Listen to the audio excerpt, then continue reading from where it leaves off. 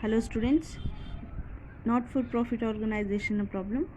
From the following receipts and payments and information given below, prepare income and expenditure account and opening balance sheet of Adult Literacy Organization as on December 31st, 2013.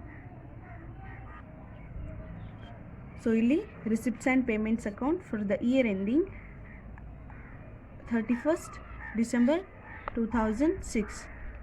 So ಇಲ್ಲಿ 2006 ಇದೆ, ಆದರೆ ಅದು 2006 ಅಲ್ಲ, 2013 ಮಾಡ್ಕೊಳ್ರಿ. ಇದು receipts ಮತ್ತು payments. Receipt ಸೈಡಲ್ಲಿ balance brought down, so cash in hand ಮತ್ತು ಕ್ಯಾಶ್ ಎಟ್ ಬ್ಯಾಂಕ್. ಸೊ ಈ ಕ್ವಶನಲ್ಲಿ ನಮಗೆ ಎಲ್ಲೂ ಹಳೆ ಬ್ಯಾಲೆನ್ಸ್ ಶೀಟ್ನ ಕೊಟ್ಟಿಲ್ಲ. ಸೊ ಅದಕ್ಕೆ ನಾವೇನು ಮಾಡಬೇಕು, ಈ ಕ್ಯಾಶ್ ಇನ್ ಹ್ಯಾಂಡ್ ಏನಿದೆ ಅಲ್ಲ, ಇದನ್ನು ಲಾಸ್ಟ್ ಇಯರ್ ಬ್ಯಾಲೆನ್ಸ್ ಶೀಟ್ನ ಪ್ರಿಪೇರ್ ಮಾಡುವಾಗ ಕ್ಯಾಶ್ ಅಮೌಂಟ್ ಮತ್ತು ಬ್ಯಾಂಕ್ ಬ್ಯಾಲೆನ್ಸ್ ಶೀಟಲ್ಲಿ ಅಸೆಟ್ ಸೈಡಲ್ಲಿ ತಗೋತಾ ಹೋಗ್ತೀವಿ ಎರಡು ಅಮೌಂಟ್ನ. ಸೊ ಅದಾದಮೇಲೆ ಸಬ್ಸ್ಕ್ರಿಪ್ಷನ್ 3 ವರ್ಷದ ಕೊಟ್ಟಿದ್ದಿದೆ. ಸೊ 3 ವರ್ಷದಂದರೆ ಇದು 2012, ಇದು 13, ಇದು 14 ಆಗುತ್ತೆ. ಸೊ 12ಗೆ 1200, 13ಗೆ 26,500 ಮತ್ತು 2014ಗೆ 500. ಸೊ ಟೋಟಲ್ ಸಬ್ಸ್ಕ್ರಿಪ್ಷನ್ ಅಮೌಂಟ್ ಬಂದು 28,200. ಅದಾದಮೇಲೆ sale of old news papers. So old news ಪೇಪರ್ನ ಸೇಲ್ ಮಾಡಿದ್ದು ಅದು 1,250. Government grants 12,000. Sale of old furniture. So ಇಲ್ಲಿ ಬುಕ್ ವ್ಯಾಲ್ಯೂ ಕೊಟ್ಟಿದ್ದಿದೆ. ಬುಕ್ ವ್ಯಾಲ್ಯೂ ಎಷ್ಟಿದೆ? 5,000. ಆದರೆ ಸೇಲ್ ಮಾಡಿದಾಗ ಎಷ್ಟು ರೂಪಾಯಿಗೆ ಸೇಲ್ ಮಾಡಿದ್ದೀವಿ? 3,700. ಅಂದರೆ ಏನಾಯ್ತಿದು? ಲಾಸ್ ಆಯಿತಾ? So loss on sale of furniture ಆಗುತ್ತೆ. ಸೊ ಲಾಸ್ ಆಗಿತ್ತು ಅಂದರೆ ಅದು ಕಂಪಲ್ಸರಿ ಎಕ್ಸ್ಪೆನ್ಸಸ್ ಸೈಡಲ್ಲಿ ಬರುತ್ತೆ. ಇನ್ನು interest received on FD. So FD ಮೇಲೆ ಇಂಟ್ರೆಸ್ಟ್ ರಿಸೀವ್ ಆಗಿದ್ದಿದೆ ಎಷ್ಟಿದೆ? 450 ಇದೆ. ಇದು ನಮ್ಮ ರಿಸಿಪ್ಟ್ ಸೈಡಲ್ಲಿ. ಇನ್ನು ಪೇಮೆಂಟ್ ಸೈಡಲ್ಲಿ general expenses, news paper, electricity, fixed deposits with bank. So 18,000 on 31st 6, 2016 at 10% per annum. So books 7,000, salary 3,600. ಅದಾದಮೇಲೆ rent 6,500, postage charges 300, furniture purchased. So purchased ಅಂದರೆ ಇದು ಹೊಸ ಫರ್ನಿಚರ್ ಅಂತ ಅರ್ಥ. 10,500. Balance brought down. Cash in hand ಅಂದರೆ cash at bank ಅಂದರೆ ಇವೆರಡು new balance sheet ಏನು ಪ್ರಿಪೇರ್ ಮಾಡ್ತೀವಲ್ಲ ಅದಕ್ಕೆ ಬೇಕಾಗಿರುವಂಥ ಇನ್ಫಾರ್ಮೇಷನ್ ಆಗುತ್ತೆ. ಸೊ ಇದು ಅಸೆಟ್ ಸೈಡಲ್ಲಿ ಬರುತ್ತೆ. ಇದಾದಮೇಲೆ subscription outstanding as on 31st 12, 2012. So 31st 12, 2012 ಅಂದರೆ ಈ 1,200 ಏನೈತಲ್ಲ ಇದಕ್ಕೆ ರಿಲೇಟೆಡ್ ಆಗಿರುವಂಥ ಇನ್ಫಾರ್ಮೇಷನ್ ಇದು. ಸೊ ಟೋಟಲ್ ಅಮೌಂಟ್ ಎಷ್ಟಿತ್ತು? 2,000 ಇತ್ತು. ಆದರೆ ಆ್ಯಕ್ಚುಲಾಗಿ ಎಷ್ಟಾಗಿದೆ? 1,200 ಆಗಿದೆ. ಸೊ ಉಳಿದಿದ್ದು ಎಷ್ಟಿದೆ? 800 ಏನಿದೆಯಲ್ಲ ಇದನ್ನು ನಾವು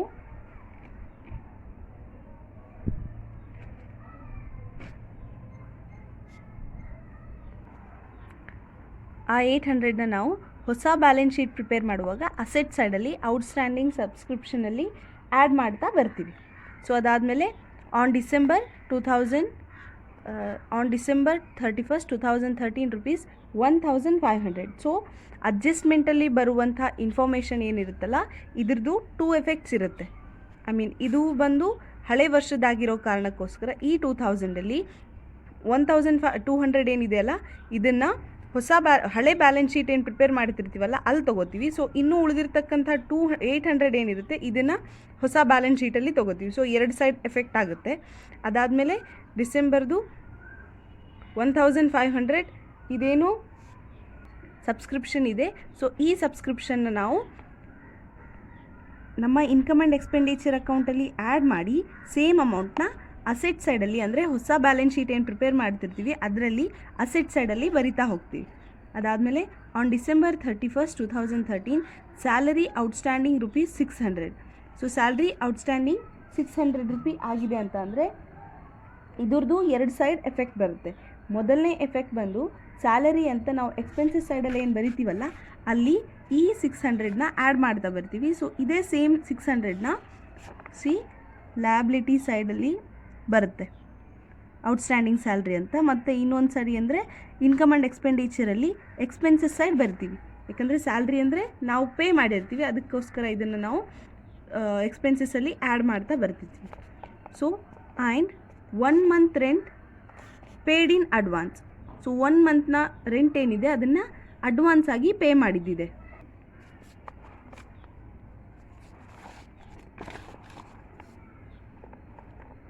ಸೊ 1 ಮಂತ್ನ ಸ್ಯಾಲ್ರಿನ ನಾವು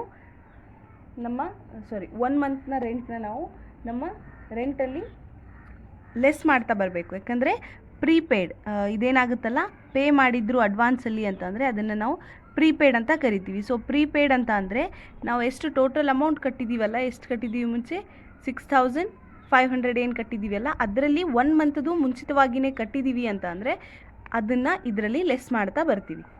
ಸೊ ಅದಾದಮೇಲೆ ಸೇಮ್ ಎಫೆಕ್ಟ್ ಬಂದು ನಮ್ಮ ಬ್ಯಾಲೆನ್ಸ್ ಶೀಟಲ್ಲಿ ನಮ್ಮ ಅಸೆಟ್ ಸೈಡಲ್ಲಿ ಇದರ ಎಫೆಕ್ಟ್ ಆಗುತ್ತೆ. ಸೊ ಅದಾದಮೇಲೆ next on January 1, 2012 organisation owned furniture 12,000, books 5,000. So ಇದು ಫರ್ನಿಚರ್ ವ್ಯಾಲ್ಯೂ, ಇದು ಬುಕ್ಸ್ನ ವ್ಯಾಲ್ಯೂ. ಸೊ ಇವೆರಡು ಏನಾಗುತ್ತೆ ಅಸೆಟ್ಸ್ ಆಗುತ್ತೆ. ಆ ಆರ್ಗನೈಸೇಷನ್ನ ಅಸೆಟ್ಸ್ ಅಂದರೆ ಹಳೆ ಬ್ಯಾಲೆನ್ಸ್ ಶೀಟ್ ಏನು ಪ್ರಿಪೇರ್ ಮಾಡ್ತಿರ್ತೀವಿ ಕ್ಯಾಪಿಟಲ್ ಫಂಡ್ ಕ್ಯಾಲ್ಕುಲೇಟ್ ಮಾಡೋದಕ್ಕೋಸ್ಕರ ಅಲ್ಲಿ ಈ 12,000 ಬಂದು ಅದ್ರ ಜೊತೆ ಹೊಸ ಫರ್ನಿಚರ್ ಇದ್ದಿದ್ದು ನಮಗೆ ಹೊಸ ಬ್ಯಾಲೆನ್ಸ್ ಶೀಟಲ್ಲಿ ಬರುತ್ತೆ. ಸೊ ಅದಕ್ಕೆ ಈ 12,000 ಹಳೆ ಬ್ಯಾಲೆನ್ಸ್ ಶೀಟಲ್ಲಿ ಮತ್ತು ಹೊಸ ಬ್ಯಾಲೆನ್ಸ್ ಶೀಟಲ್ಲಿ ಎರಡೂ ಸೈಡ್ ಬರುತ್ತೆ. ಸೊ ಸೇಮ್ ಇದೂ ಬುಕ್ಸ್ನು ಹಳೆ ಬ್ಯಾಲೆನ್ಸ್ ಶೀಟಲ್ಲಿ ಮತ್ತು ಹೊಸ ಬ್ಯಾಲೆನ್ಸ್ ಶೀಟಲ್ಲಿ ಎರಡೂ ಕಡೆ ಬರುತ್ತೆ. ಹಳೆ ಬ್ಯಾಲೆನ್ಸ್ ಶೀಟಲ್ಲಿ ಟೋಟಲ್ 12,000 ಫರ್ನಿಚರಿಗೆ 5,000 ಬುಕ್ಸಿಗೆ ಬಂದರೆ ಹೊಸ ಬ್ಯಾಲೆನ್ಸ್ ಶೀಟಲ್ಲಿ 12,000 ಪ್ಲಸ್ ಹೊಸ ಫರ್ನಿಚರ್ ಎಷ್ಟಕ್ಕೆ ಪರ್ಚೇಸ್ ಮಾಡಿರ್ತಾರಲ್ಲ 10,500 ಅದನ್ನು ಆ್ಯಡ್ ಮಾಡಿದ್ವಿ. ಸೊ ಇಲ್ಲೂ ಸೇಮ್ ಬುಕ್ಸ್ ವ್ಯಾಲ್ಯೂ ಬರೆದು ಹೊಸ ಬುಕ್ಸ್ನ ಪರ್ಚೇಸ್ ಮಾಡಿದ್ದೇನಿರುತ್ತಲ್ಲ ಈ 7,000 ಆ್ಯಡ್ ಮಾಡ್ತಾ ಬರ್ತೀವಿ. ಸೊ ಇದ್ರದ್ದು ಆಬ್ವಿಯಸ್ಲಿ 2 ಎಫೆಕ್ಟ್ ಆಗುತ್ತೆ. ಫಸ್ಟಿಗೆ ಇನ್ಕಮ್ ಆ್ಯಂಡ್ ಎಕ್ಸ್ಪೆಂಡಿಚರ್ ಅಕೌಂಟ್ನ ಪ್ರಿಪೇರ್ ಮಾಡಬೇಕಾಗುತ್ತೆ. ಸೊ ಇನ್ಕಮ್ ಆ್ಯಂಡ್ ಎಕ್ಸ್ಪೆಂಡಿಚರಲ್ಲಿ ಯಾವ್ಯಾವ ಇನ್ಫಾರ್ಮೇಷನ್ನ ಬರಿತಾ ಹೋಗ್ತೀವಿ ಅಂತಂದರೆ ಓನ್ಲಿ ರೆವಿನ್ಯೂ ಇನ್ಕಮ್ಸ್ ಆ್ಯಂಡ್ ಎಕ್ಸ್ಪೆಂಡಿಚರ್ಸ್ನ ಮಾತ್ರ ಬರಿತೀವಿ. ಯಾವುದೇ ಕ್ಯಾಪಿಟಲ್ ಇನ್ಕಮ್ ಮತ್ತು ಕ್ಯಾಪಿಟಲ್ ಎಕ್ಸ್ಪೆಂಡಿಚರ್ಸ್ನ ಬರೆಯಲ್ಲ. ಅಂದರೆ ಯಾವುದಾದ್ರೂ ಅಸೆಟ್ ಪರ್ಚೇಸ್ ಇರ್ಬೋದು ಅಥವಾ ಯಾವುದಾದ್ರೂ ಲ್ಯಾಂಡ್ ಈ ಥರ ಏನಾದರೂ ಪರ್ಚೇಸಸ್ ಇತ್ತು ಅಂದರೆ ಅದನ್ನು ನಾವು ಯಾವುದೇ ಕಂಡೀಷನ್ನಲ್ಲೂ ಸಹ ನಾವು ಅಸೆಟ್ ಸೈಡಲ್ಲಿ ಬರಿತಾ ಹೋಗಲ್ಲ. ಇದು ಇನ್ಕಮ್ ಆ್ಯಂಡ್ ಎಕ್ಸ್ಪೆಂಡಿಚರ್ ಅಕೌಂಟಲ್ಲಿ ಬರೆಯಲ್ಲ. ಅದರ ಬದಲಾಗಿ ನಾವು ಆ ಅಮೌಂಟನ್ನು ಡೈರೆಕ್ಟಾಗಿ ಎಲ್ಲಿ ಕಟ್ತೀವಿ ಅಂತಂದರೆ ಒಬ್ವಿಯಸ್ಲಿ ಎಲ್ಲಿ ಬರಿತೀವಿ ಅಂತಂದರೆ ಅಸೆಟ್ ಸೈಡಲ್ಲಿ ಅದು ಬ್ಯಾಲೆನ್ಸ್ ಶೀಟ್ಸಲ್ಲೇ ಬರಿತಾ ಹೋಗ್ತೀವಿ. ಸೊ ಇನ್ನು ನಮ್ಮ ಪೇಮೆಂಟ್ಸ್ನಲ್ಲಿ ಬರುವಂತಹ ಪ್ರತಿ ರೆವಿನ್ಯೂ ಎಕ್ಸ್ಪೆನ್ಸಸ್ ಏನಿರುತ್ತಲ್ಲ, ಪೇಮೆಂಟ್ಸ್ ಅಂದರೆ ಏನೇನು ಎಕ್ಸ್ಪೆನ್ಸ್ ಆಗಿರುತ್ತೆ ಅದನ್ನೇ ನಾವು ಪೇ ಮಾಡಿರ್ತೀವಲ್ಲ, ಅದಕ್ಕೆ ಯಾವುದೇ ಥರದ ರೆವಿನ್ಯೂ ಎಕ್ಸ್ಪೆನ್ಸಸ್ ಇರಲಿ ಅದನ್ನು ನಾವು ಇನ್ಕಮ್ ಆ್ಯಂಡ್ ಎಕ್ಸ್ಪೆಂಡಿಚರಲ್ಲಿ ಎಕ್ಸ್ಪೆನ್ಸಸ್ ಸೈಡಲ್ಲಿ ಬರಿತೀವಿ. ಸೊ ನಿಮ್ಮ ಇನ್ಕಮ್ ಆ್ಯಂಡ್ ಎಕ್ಸ್ಪೆಂಡಿಚರ್ ಅಕೌಂಟ್ ಹಿಂಗಿರುತ್ತೆ, ಆಬ್ವಿಯಸ್ಲಿ ಅಪೋಸಿಟ್ ಇರುತ್ತೆ. ಇಲ್ಲಿ ರಿಸಿಪ್ಟ್ಸ್ ಇದ್ದರೆ ಅಲ್ಲಿ ಇನ್ಕಮ್ ಇರುತ್ತೆ, ಇಲ್ಲಿ ಎಕ್ಸ್ಪೆಂಡಿಚರ್, ಇಲ್ಲಿ ಪೇಮೆಂಟ್ಸ್, ಅಂದರೆ ಅಪೋಸಿಟ್ ಸೈಡಲ್ಲಿ ಆಗುತ್ತಾ. ಸೊ ಅದಕ್ಕೆ ನಾವೇನು ಮಾಡ್ತೀವಿ, ನಮ್ಮ ಇದೇನು ಪೇಮೆಂಟ್ಸ್ ಇರುತ್ತಲ್ಲ ಕ್ರಾಸ್ ಆಗಿ ಹೋಗ್ತಾ ಬರುತ್ತೆ. ಪೇಮೆಂಟ್ಸ್ ಎಲ್ಲ ಎಕ್ಸ್ಪೆನ್ಸಸ್ ಸೈಡಲ್ಲಿ, ರಿಸಿಪ್ಟ್ಸ್ ಎಲ್ಲ ಇನ್ಕಮ್ ಸೈಡಲ್ಲಿ ಹೋಗ್ತಾ ಬರುತ್ತೆ. ಸೊ ಇದನ್ನು ತುಂಬ ಅಬ್ಸರ್ವ್ ಮಾಡಬೇಕು. ಇದಾದಮೇಲೆ ಈ 2 ಇನ್ಫಾರ್ಮೇಷನ್ ಏನಿದೆ ಇದು ನಮ್ಮ ಬ್ಯಾಲೆನ್ಸ್ ಶೀಟ್ಸಲ್ಲಿ ಬರುತ್ತೆ. ಸೊ ಯಾವ balance sheet? Old balance sheet ಏನು ಪ್ರಿಪೇರ್ ಮಾಡ್ತಿರ್ತೀವಿ. ಓಲ್ಡ್ ಬ್ಯಾಲೆನ್ಸ್ ಶೀಟ್ ಏನಕ್ಕೋಸ್ಕರ ಪ್ರಿಪೇರ್ ಮಾಡ್ತೀವಿ ಅಂತಂದರೆ ಕ್ಯಾಪಿಟಲ್ ಫಂಡ್ ಎಷ್ಟಿದೆ ಕಂಪನೀಲಿ ಅಂತ ಗೊತ್ತಾಗಲಿಕ್ಕೋಸ್ಕರ. ಸೊ ಈಗ ಇಲ್ಲಿ ನಾವು ಎಕ್ಸ್ಪೆನ್ಸಸ್ ಅಂತ ಎಕ್ಸ್ಪೆನ್ಸಸ್ ಕಾಲಮ್ ಫಸ್ಟ್ ಇರೋ ಕಾರಣಕ್ಕೋಸ್ಕರ ನಾವು ಫಸ್ಟಿಗೆ ಎಕ್ಸ್ಪೆನ್ಸಸ್ ಏನೇನು ಇದಾವಲ್ಲ ಅದನ್ನೇ, ಅಂದರೆ ಈ ಪೇಮೆಂಟ್ಸಲ್ಲಿ ಬರುವಂತಹ ಎಕ್ಸ್ಪೆನ್ಸಸ್ನ ಬರಿತಾ ಹೋಗ್ತೀವಿ.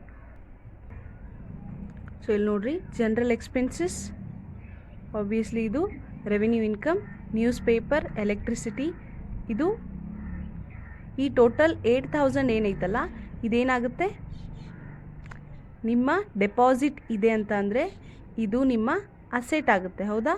ಸೊ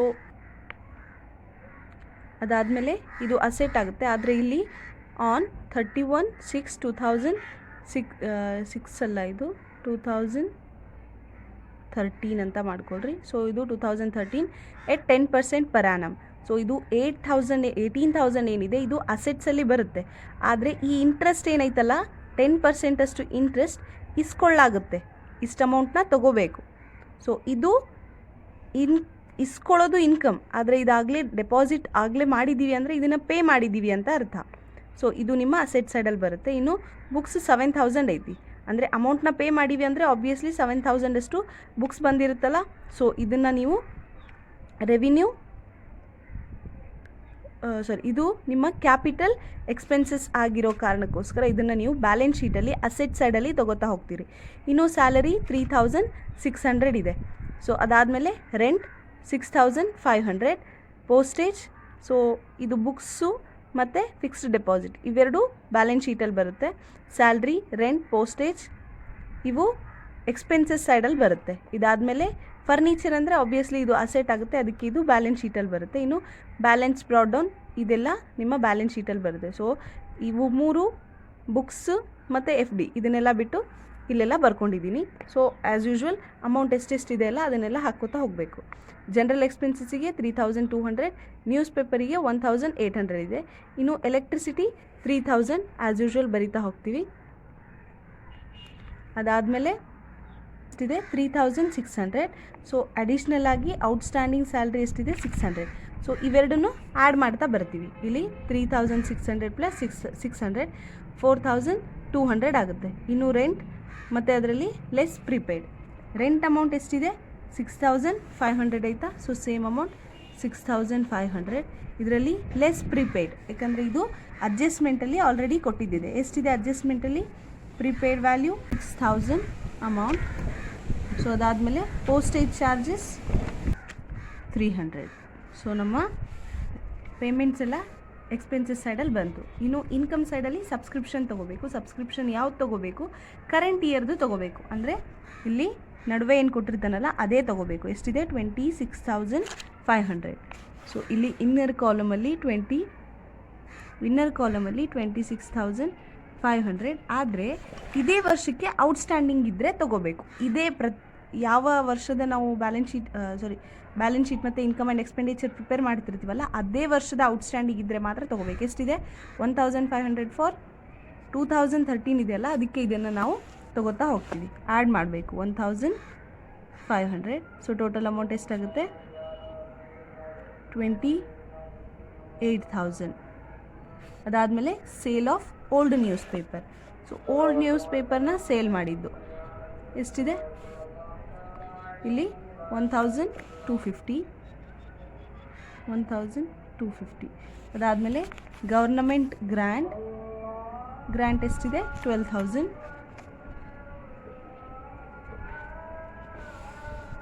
ಇದಾದಮೇಲೆ sale of old furniture. Book value 5,000 ಇತ್ತು, ಆದರೆ 3,700 ಬಂತು. ಅಂದರೆ ಇದು ಲಾಸ್ ಆಗಿರೋ ಕಾರಣ ನಮ್ಮ ಎಕ್ಸ್ಪೆನ್ಸಸ್ ಸೈಡಲ್ಲಿ ಬರಿತಾ ಹೋಗ್ತೀವಿ.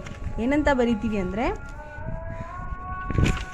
Loss on sale of news paper ಅಥವಾ ಓಲ್ಡ್ ನ್ಯೂಸ್ ಪೇಪರ್. ಎಷ್ಟು ಅಮೌಂಟ್ ಲಾಸ್ ಆಗಿದೆ, ಟೋಟಲ್ ಅಮೌಂಟ್ ಬಂದು 5,000 ಇದೆ. ಸೊ 5,000 ಇರುವಂಥ ನ್ಯೂಸ್ ಪೇಪರ್ನ ಸೇಲ್ ಮಾಡಿದ್ದು 3,700ಗೆ. ಅಂದರೆ ಅಮೌಂಟ್ ಎಷ್ಟು ಇನ್ನೂ ಅಲ್ಲಿ ಲಾಸ್ ಆಯಿತು ಅಂದರೆ 1,300 ಲಾಸ್ ಆಯಿತು. ಸೊ ಅದಕ್ಕೆ ಈ ಸೈಡಲ್ಲಿ ಬರುತ್ತೆ, ಇಲ್ಲಿ ಎಕ್ಸ್ಪೆನ್ಸಸ್ ಸೈಡಲ್ಲಿ. ಅದಾದಮೇಲೆ interest received FD. So interest received on FD amount ಎಷ್ಟು ಕೊಟ್ಟಿದ್ದಾರೆ 450 ಕೊಟ್ಟಿದ್ದಾರೆ. ಆದರೆ ಆ್ಯಕ್ಚುಲಾಗಿ ಎಷ್ಟು ತೊಗೋಬೇಕು ಅಂದರೆ fixed deposit with bank 18,000 total ಅಮೌಂಟನ್ನು ಡೆಪಾಸಿಟ್ ಮಾಡಿದ್ದಾರೆ. ಯಾವಾಗ 31/6/2013ಗೆ ಡೆಪಾಸಿಟ್ ಮಾಡಿದ್ದಾರೆ ಅಂದರೆ ಇಲ್ಲಿ ಇನ್ನೂ 6 ಮಂತ್ಸ್ದು ನಿಮಗೆ ಇಂಟ್ರೆಸ್ಟ್ ಬರಬೇಕು. ಸೊ ಅಮೌಂಟ್ ಎಷ್ಟಿದೆ, ಟೋಟಲ್ ಅಮೌಂಟ್ ಡೆಪಾಸಿಟ್ ಮಾಡಿರೋದು 18,000 ಇದೆ. ಸೊ ಅದಕ್ಕೆ 10% ಅಂತ ಅಂದರೆ 18,000 ಆಗುತ್ತೆ, ಪರ್ ಇಯರಿಗೆ ಆಗುತ್ತೆ. ಆದರೆ ನಮಗೆ ಕೇವಲ 6 ಮಂತ್ಸಿನ ಬೇಕು. ನೋಡ್ರಿ ಇಲ್ಲಿ 6ಗೆ ಡೆಪಾಸಿಟ್ ಮಾಡಿದ್ದಾರೆ 6th ಮಂತ್ನ ಲಾಸ್ಟಿಗೆ ಅಂದರೆ ಇನ್ನು ಉಳಿದಿದ್ದು 6 ಮಂತ್ಸಿಗೆ ನಾವು ಕ್ಯಾಲ್ಕುಲೇಟ್ ಮಾಡಬೇಕು ಅಂದರೆ ಇಂಟು 6 ಡಿವೈಡೆಡ್ ಬೈ 12 ಅಮೌಂಟ್ 900 ಆಗುತ್ತೆ. ಸೊ ಟೋಟಲ್ 900ನ ಪೇ ಮಾಡಬೇಕು, ಐ ಮೀನ್ 900 ನಮಗೆ ಬರಬೇಕು. ಸೊ ಇಲ್ಲಿ 900. ಸೊ ಇನ್ನೂ ಏನು ಅಮೌಂಟ್ ಬರೋದಿದೆಯಲ್ಲ ಇಂಟ್ರೆಸ್ಟ್ ರೂಪದಲ್ಲಿ, ಅದಕ್ಕೆ ನಾವು ಇಲ್ಲಿ ಇಂಟ್ರೆಸ್ಟ್ ಅಕ್ಕರ್ಡ್ ಅಂತ ಬರಿತೀವಿ. ಇಲ್ಲಿ add interest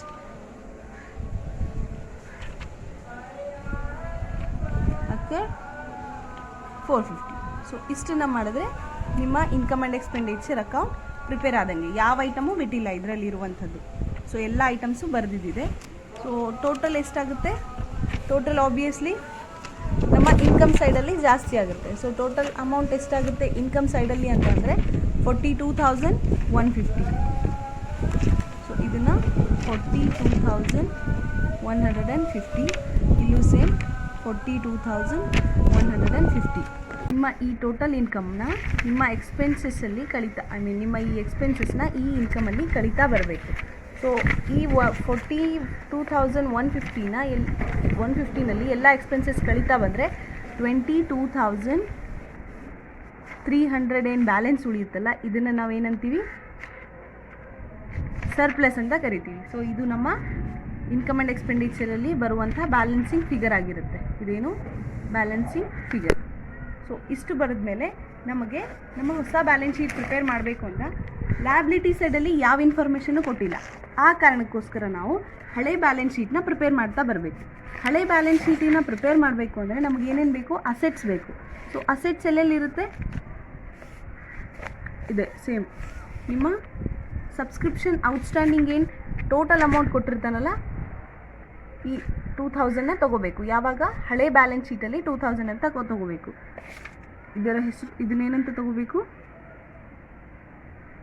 outstanding subscription ₹2000. So ಅದಾದಮೇಲೆ ನಿಮಗೆ ಕ್ಯಾಶ್ ಇನ್ ಹ್ಯಾಂಡ್ ಮತ್ತು ಕ್ಯಾಶ್ ಅಟ್ ಬ್ಯಾಂಕ್, ಇಲ್ಲಿ ಕ್ವಶನಲ್ಲಿ ಸ್ಟಾರ್ಟಿಂಗಲ್ಲಿ cash in hand cash bank ಅಂತ ಕೊಟ್ಟಿದ್ದೈತಾ? ಸೊ ಅದು ಅಸೆಟ್ ಆಗುತ್ತೆ. ಇಲ್ಲಿ ಕ್ಯಾಶ್ ಮತ್ತು ಬ್ಯಾಂಕ್ ಬ್ಯಾಲೆನ್ಸಸ್ ಅಮೌಂಟ್ 4,000,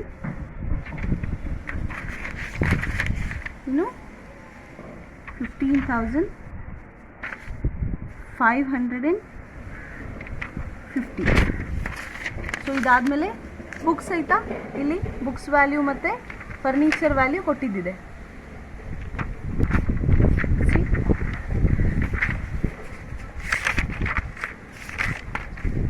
ಇಲ್ಲಿ ಬುಕ್ಸ್ ವ್ಯಾಲ್ಯೂ ಮತ್ತು ಫರ್ನಿಚರ್ ವ್ಯಾಲ್ಯೂ ಎರಡೂ ಕೊಟ್ಟಿದ್ದೈತಾ? ಫರ್ನಿಚರ್ 12,000, ಬುಕ್ಸ್ 5,000 ಇದೆ. ಇಲ್ಲಿ ಫರ್ನಿಚರ್, ಇಲ್ಲಿ books. So furniture 12,000, books value 5,000. 38,550. So same amount ಇಲ್ಲಿ 38,550. ಸೊ ಈ ಅಮೌಂಟನ್ನೇ ಇಲ್ಲಿ 38,550 ಇದನ್ನು ನಾವು ಕ್ಯಾಪಿಟಲ್ ಫಂಡ್ ಅಂತ ಕರಿತೀವಿ. ಸೊ ಇದೇನು ಬ್ಯಾಲೆನ್ಸಿಂಗ್ ಫಿಗರ್ ಆಗಿರುತ್ತೆ. ಸೊ ಇದನ್ನು ನಮ್ಮ ಹೊಸ ಬ್ಯಾಲೆನ್ಸ್ ಶೀಟಲ್ಲಿ ತಗೋತಾ ಬರುತ್ತೀವಿ. ಸೊ ಹೊಸ ಬ್ಯಾಲೆನ್ಸ್ ಶೀಟಲ್ಲಿ same balance sheet as on 31st, date ಏನಿತ್ತು? 31st ಡಿಸೆಂಬರ್ ಅಂದರೆ 31st 12/2013. ಇನ್ನು ಇದೇನಿತ್ತು? As on 31st 12/2012 balance sheet ಇತ್ತು. ಇದು ನಮ್ಮ ಹೊಸ ಬ್ಯಾಲೆನ್ಸ್ ಶೀಟ್ ಆಗುತ್ತೆ. ಸೊ ಹೊಸ ಬ್ಯಾಲೆನ್ಸ್ ಶೀಟಲ್ಲಿ ಏನೇನು ಬರಿತಾ ಹೋಗ್ತೀವಿ ಅಂದರೆ ನಾವು ಯಾವ ಯಾವ ಇನ್ಫಾರ್ಮೇಷನ್ನ ನಾವು ನಮ್ಮ ಇನ್ಕಮ್ ಆ್ಯಂಡ್ ಎಕ್ಸ್ಪೆಂಡಿಚರಲ್ಲಿ ಬಿಟ್ಟಿದ್ದೀವೋ ಅದೇ ಇನ್ಫಾರ್ಮೇಷನ್ಸ್ ಬರುತ್ತೆ. ಸೊ ಯಾವುದನ್ನು ಬಿಟ್ಟಿದ್ದೀವಿ? ಬುಕ್ಸ್ ಬಿಟ್ಟಿದ್ದೀವಿ, I mean purchase of books ಬಿಟ್ಟಿದ್ದೀವಲ್ಲ. ಸೊ ಬುಕ್ಸ್ ಹಳೆ ವ್ಯಾಲ್ಯೂ ಎಷ್ಟಿತ್ತು? 5,000 ಇತ್ತು. ಇನ್ನು ಪರ್ಚೇಸ್ ಮಾಡಿದ್ದು ಎಷ್ಟು?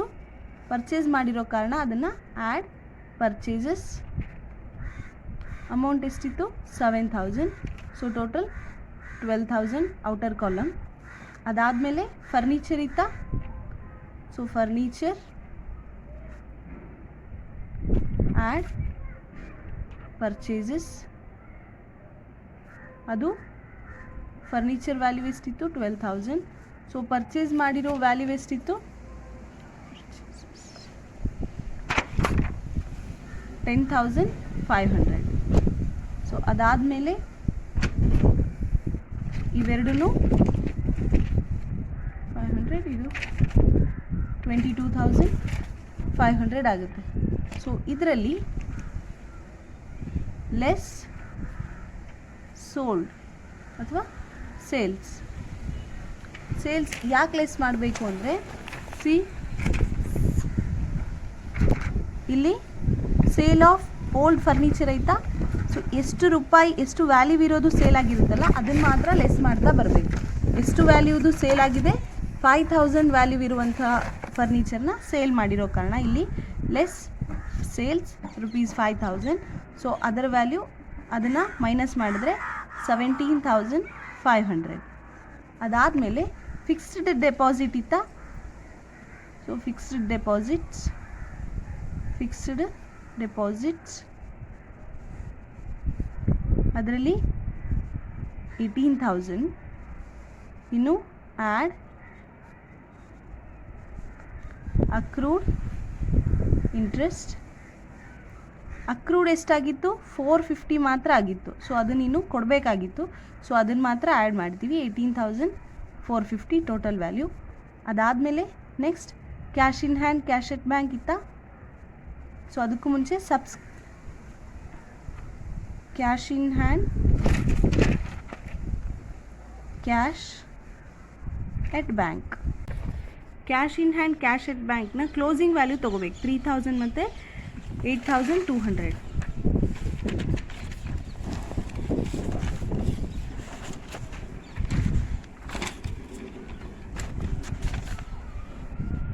ಇಲ್ಲಿ 3000 ಮತ್ತು 8,200. ಸೊ ಇಷ್ಟಾದಮೇಲೆ ನಮ್ಮ ಅಡ್ಜಸ್ಟ್ಮೆಂಟ್ಸಲ್ಲಿ ಯಾವ್ದ್ಯಾವುದು ಬಂದಿತ್ತು ಅನ್ನೋದನ್ನು ನೋಡ್ಕೋಬೇಕು.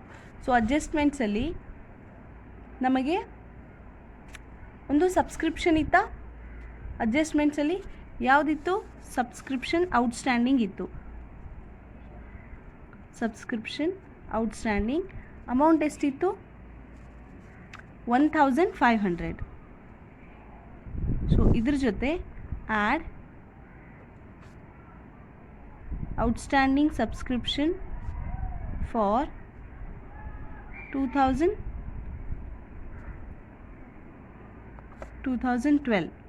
ಸೊ ಟೋಟಲ್ 2,000 ಇತ್ತು ಅಮೌಂಟ್. ಅದರಲ್ಲಿ 1,200 ಮಾತ್ರ ಇನ್ಕಮ್ ಆ್ಯಂಡ್ ಎಕ್ಸ್ಪೆಂಡಿಚರ್, ಇದು ರಿಸಿಪ್ಟ್ಸ್ ಆ್ಯಂಡ್ ಪೇಮೆಂಟ್ ಅಕೌಂಟಲ್ಲಿ ಇತ್ತು. ಸೊ ಇನ್ನೂ ಎಷ್ಟು ಉಳಿತಲ್ಲ 800, ಅದನ್ನು ಇಲ್ಲಿ ಬರಿತಾ ಬರ್ತೀವಿ. ಸೊ ಇದನ್ನು ಆ್ಯಡ್ ಮಾಡಿದ್ರೆ ಎಷ್ಟಾಗುತ್ತೆ 2,300 ಆಗುತ್ತೆ. ಸೊ ಇದಾದಮೇಲೆ ನಮ್ಮ ಪ್ರೀಪೇಯ್ಡ್ ರೆಂಟನ್ನು ಹಾಕಬೇಕು. Prepaid rent amount 500. ಸೊ ಇಷ್ಟು ನಮ್ಮ ಅಸೆಟ್ ಸೈಡಲ್ಲಿ ಬರುತ್ತೆ. ಇನ್ನು ಲ್ಯಾಬಿಲಿಟಿ ಸೈಡಲ್ಲಿ ನಾವು ಆಗಲೇ ಪ್ರಿಪೇರ್ ಮಾಡಿರುವಂಥ ಕ್ಯಾಪಿಟಲ್ ಫಂಡ್ ಏನಿದೆಯಲ್ಲ ಬ್ಯಾಲೆನ್ಸ್ ಶೀಟಲ್ಲಿ, ಅದನ್ನು ಬರಿತಾ ಬರ್ತೀವಿ. ಕ್ಯಾಪಿಟಲ್ ಫಂಡ್ ವ್ಯಾಲ್ಯೂ ಎಷ್ಟು ಬಂದಿತ್ತು 38,550. ಅದ್ರ ಜೊತೆ ಸರ್ಪ್ಲಸ್ ಬಂದಿರೋ ಕಾರಣ ಅದನ್ನು ಆ್ಯಡ್ ಮಾಡ್ತಾ ಬರ್ತೀವಿ. ಇನ್ ಕೇಸ್ ಡೆಫಿಸಿಟ್ ಇತ್ತು ಅಂದರೆ ಲೆಸ್ ಮಾಡ್ತೀವಿ. ಸೊ ಇಲ್ಲಿ ಸರ್ಪ್ಲಸ್ ಆ್ಯಡ್ ಮಾಡ್ತೀವಿ. ಎಷ್ಟು ಬಂದಿತ್ತು ಸರ್ಪ್ಲಸ್ 22,300. ಸೊ ಅದಾದಮೇಲೆ ಇವೆರಡನ್ನೂ ಆ್ಯಡ್ ಮಾಡಿ ಔಟರ್ ಕಾಲಮಿಗೆ ತೊಗೋತೀವಿ. ಸೊ ಆ್ಯಡ್ ಮಾಡಿದ್ರೆ ಟೋಟಲ್ ಅಮೌಂಟ್ 60,850 ಬರುತ್ತೆ. ಸೊ ಅದಾದಮೇಲೆ ಸ್ಯಾಲರಿ ಔಟ್ಸ್ಟ್ಯಾಂಡಿಂಗ್ ವ್ಯಾಲ್ಯೂ 600 ಮತ್ತು ಸಬ್ಸ್ಕ್ರಿಪ್ಷನ್ ರಿಸೀವ್ಡ್ ಇನ್ ಅಡ್ವಾನ್ಸ್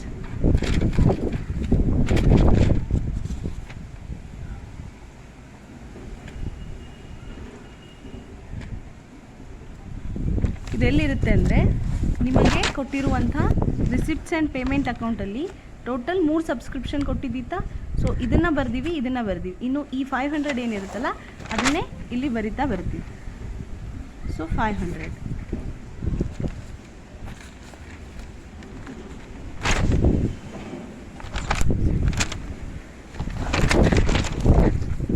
ಎಲ್ಲದು ಆ್ಯಡ್ ಮಾಡಿದ್ರೆ 61,950. ಇಲ್ಲೂ ಸಹ 61,950. ಸೊ ಪ್ರತಿಯೊಂದು ಇನ್ಫಾರ್ಮೇಷನು ನಮ್ಮ 3 ಸ್ಟೇಟ್ಮೆಂಟ್ಸಲ್ಲಿ ಎಲ್ಲಾದರೂ ಒಂದು ಕಡೆ ಬಂದಿರುತ್ತೆ.